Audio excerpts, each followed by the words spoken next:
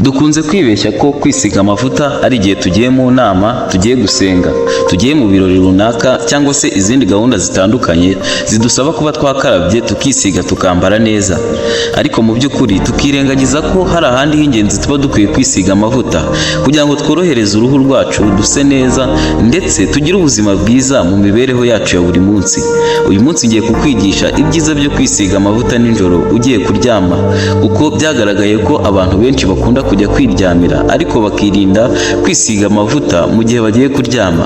Ngibi rero ibintu ngiye kukwigisha byagufasha mu buzima bwawe bwa buri munsi byo gutuma uruhu rwawe rusa neza ndetse rukamera neza n'ubuzima bukamera neza muri rusange.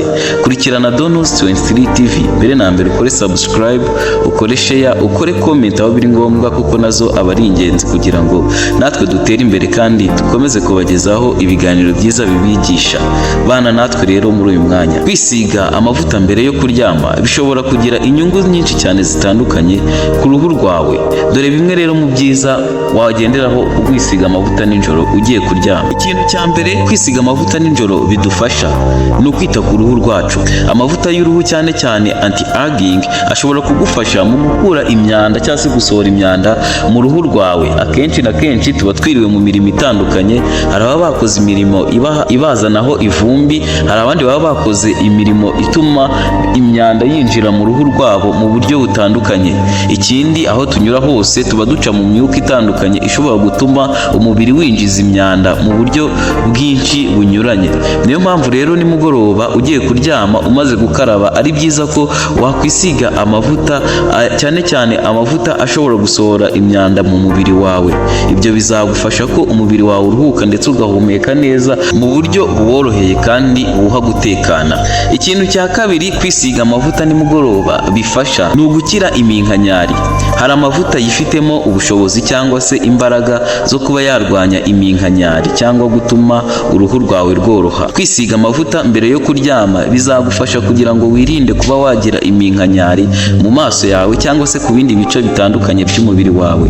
Gerageza rero ubikore kenshi kandi ujye wisiga amavuta mbere y'uko ujya kuryama. Bizatuma uruhu rwawe ruhora rusa neza kandi rworohe, runogera amaso ndetse nawe ubyishimire kuba ufite urwo ruhu. Ikintu cya gatatu ni ugushyira mu buryo umwuka w'uruhu. Igihe uruhu rwumagaye cyangwa se rwumva rwumye cyane rukakaye, hari amavuta ushobora kwisiga bikaba byatuma uruhu rwawe rworoha ndetse uburyo bwo guhumeka kwarwo bukarworohera, ntihagire ibintu bizitira umwuka uva mu mubiri usohoka. Bikagufasha kuba uruhu rwawe rwagumana amazi ndetse rukagira flexible, ntirugire ikintu kirukoma mu nkokora mu mihumekere yarwo ndetse n'amazi yarwo akaguma kuba ahari, kandi bigafasha nawe kumva uruhutse no kumva worohewe utaremerewe mu buryo bw'uruhu. Ushobora kuba wiriwe mu mirimo y'imvune, ukirirwa mu bintu bikomeye cyangwa se wituye hasi, wasitaye se wagize ikindi kintu gishobora kubangamira umubiri wawe, ubwo ni mu buryo bw'imvune. Ikintu cya kane rero gituma kwisiga amavuta nijoro ari ingenzi ni uko amavuta nayo ashobora kugira uruhare mu gukira kw'imvune no koroha kw'ibikomere uba wagize. Gerageza wisiga amavuta nijoro, bizagufasha kuruhuka ndetse no gukira imvune zimwe na zimwe uba wahuye nazo ku munsi cyangwa se ibindi bihe waba warigeze kugira. Amavuta nayo agira bumwe mu ruhare mu kurwanya imvune no kurwanya ibikomere uba wagize ku mubiri wawe. Nijoro rero ugiye kuryama, kubera byinshi biba nijoro utazi cyangwa utareba, n'amavuta agira uruhare mu kuba warwanya amavunane ndetse n'ahandi hantu ugiye ufite utubazo ku mubiri wawe. Ikindi kintu cya gatanu ni uko iyo wisize amavuta nijoro ugiye kuryama bituma nawe wumva uri guhumeka neza, bikazana umwuka mwiza ku buryo bituma wumva uri comfortable. Gerageza ushake amavuta meza azatuma uryama wumva utekanye kandi wumva hari impumuro nziza ituma nawe usinzira neza, ugasinzira mu mahoro ndetse ukagera ku ntego wihaye mu gihe wajyaga kuryama. Kuko abenshi iyo tugiye kuryama tuba dufite intego zo kuruhuka ndetse tugasinzira neza kugira ngo ejo tuzasubire mu kazi cyangwa mu bindi bintu dukora dufite imbaraga kandi twumva turi muri mood nziza. Shaka amavuta rero agufasha kuba wagera kuri ibyo byose. Kwisiga amavuta nijoro ugiye kuryama cyangwa se n'ibindi bihe muri rusange birinda kwangirika k'uruhu rwangijwe n'imirasire y'izuba. Hari amavuta yifitemo SPF, Sun Protection Factor. Aya mavuta ashobora kugufasha kwirinda ko uruhu rwawe rwangizwa n'imirasire y'izuba igihe cyose izuba rikurasiyeho.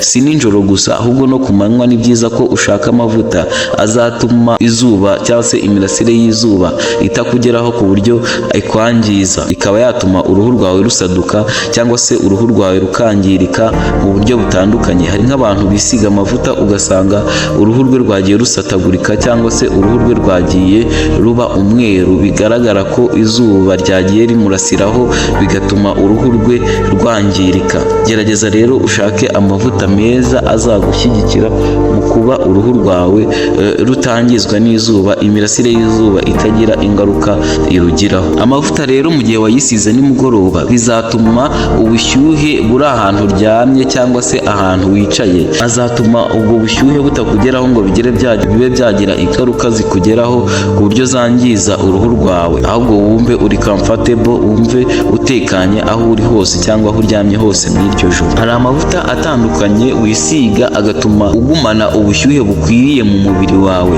Hari ubushyuhe buba burenze cyangwa se buri hasi, ariko hari amavuta uzisiga akajya agerageza kuzana ubushyuhe umubiri wawe ukeneye bitewe n'igihe runaka ugezemo. Ikirere kirashyushye cyangwa se harakonje cyane, icyo gihe ayo mavuta agufasha kuregulatinga ubushyuhe ukeneye mu mubiri ku buryo nyine bitakugiraho ingaruka zitandukanye zishobora kukwangiriza imibereho yawe cyangwa se gusugira ku mubiri wawe ndetse n'uruhu. Amavuta azagufasha koroshya uruhu. Amavuta atuma uruhu rwawe rwumagaye cyangwa rukanyaraye rworoha. Nk'ibisanzwe aha si nijoro gusa ahubwo no ku manywa twisiga amavuta kugira ngo tworoshye uruhu rwacu rwere gukanyarara cyangwa gukomera. Mu gihe wasuhuje umuntu cyangwa umuntu agukozeho ataba nk'ukoze ku giti cyangwa ngo akore ku kindi kintu gishobora kumwangiza, ahubwo uruhu rwacu rube rworoshye kandi rusa neza.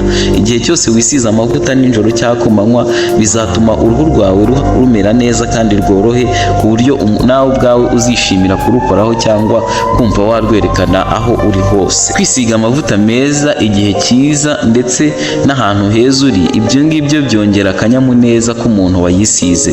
Ni byiza rero ko wisiga amavuta igihe cyose wumva ko uri muri mood, bikaba akarusho igihe cyose umaze gukaraba kuko bikongerera mood nziza, bikakongerera ibyishimo, bigatuma uhorana akanyamuneza ku mubiri ndetse no ku mutima bitewe n'impumuro cyangwa se ubwiza bw'amavuta wisize.